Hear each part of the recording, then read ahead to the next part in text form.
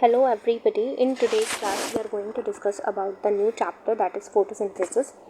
photosynthesis in plant ये आज की क्लास के अंदर हम स्टार्ट करेंगे। तो इसमें सबसे पहले experimental part which is very important. तो सबसे पहले हम एक्सपेरिमेंट के पार्ट में पढ़ेंगे अबाउट द स्टेफन हेल्स। इन्होंने 1728 में अपना एक्सपेरिमेंट करा था। इन्होंने बताया था लाइट एंड CO2 की क्या वैल्यू होती है इन द प्रोसेस ऑफ फोटोसिंथेसिस। फिर दूसरे जो साइंटिस्ट है that is Joseph priestly sir, इन्होंने 1770 में अप्रॉक्स अपना एक्सपेरिमेंट करा था। इन्होंने 3 चीज़ें दी थी एक्सपेरिमेंट में, दैट इज़ मिंट, पुदीने का plant, candle and bell jar.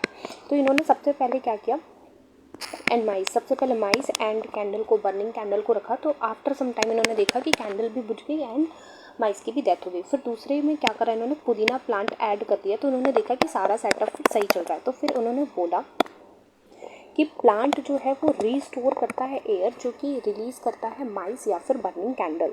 ठीक है, जो रिलीज़ आउट होता है कैंडल से, बर्निंग कैंडल से और माइस से जो ऑक्सीजन रिलीज आउट, जो एयर रिलीज आउट हो रही है उसको पुदीना रीस्टोर करता है।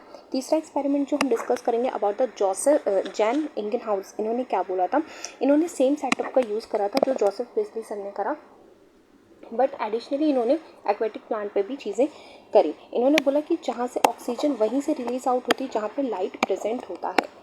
इसी तरीके से उन्होंने एक्वेटिक प्लांट में भी बोला कि ऑक्सीजन के बबल्स वहीं पे प्रेजेंट है जहाँ पे सनलाइट आ रही है, वहीं ऑक्सीजन के बबल्स आ रहे हैं एक्वेटिक प्लांट के अंदर से।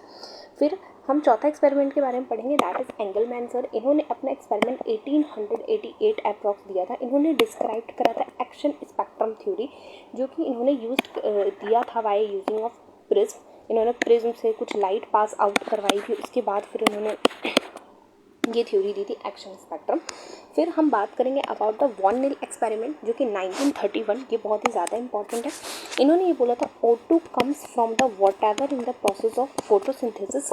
ये कहाँ से आ रहा है, ये वाटर से आता है, it comes from the water. जैसे यहाँ पे देखो वाटर में H2O, O की जगह S लिया गया।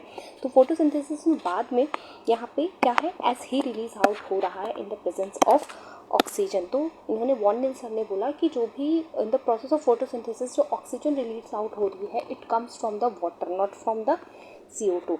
उसी को Ruben Hassid and Kamen sir ने भी यही करा। उन्होंने रेडियो आइसोटोप टेक्निक यूज़ करा। उन्होंने O218 यहाँ पे लिया, यहाँ पे O216 लिया कार्बन डाइऑक्साइड के पास।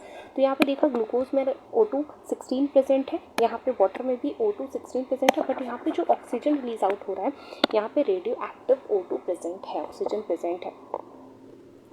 नेक्स्ट हम 7th एक्सपेरिमेंट के बारे में बात करेंगे, that is Robert Hill and बेंडॉल।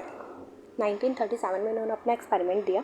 इन्होंने डिटेल स्टडी करी थी अबाउट द लाइट स्पेक्ट्रम के बारे में। इन्होंने बताया कि जो फोटोलाइसिस ऑफ वाटर होता है, ठीक है, क्लोरोप्लास्ट के अंदर, तो इससे जो O2 इवॉल्व होता है वो तभी होगा जब एक सुटेबल इलेक्ट्रॉन एक्सेप्टर प्रेजेंट होता है, जिसे हिल एक्सपेरिमेंट के अंदर हिल रिएजेंट भी कहते हैं।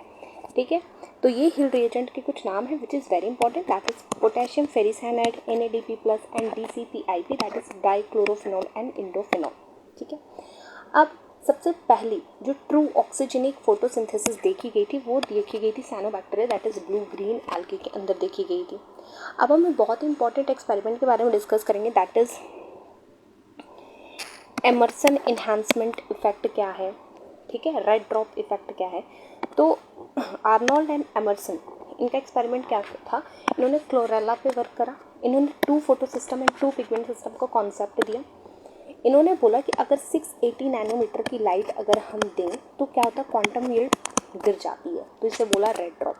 अगर हम 680 नैनोमीटर से ज़्यादा की लाइट दें प्लस कम की भी लाइट दें तो हमारा जो है क्वांटम यील्ड ये बढ़ चढ़ के आता है, जिसे बोलते हैं एमर्सन इन्हांसमेंट इफेक्ट। तो what is red drop effect, what is Emerson enhancement effect, which is very important.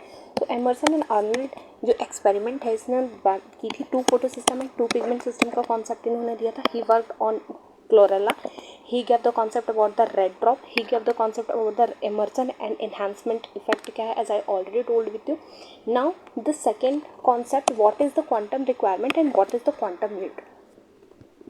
Quantum requirement for the evolution of 1 oxygen of molecule के लिए कितने क्वांटा ऑफ लाइट की ज़रूरत होती है, this is the quantum requirement. How many quanta of light require for the evolving of 1 molecule of oxygen, that is 8 quanta of light की requirement होती है।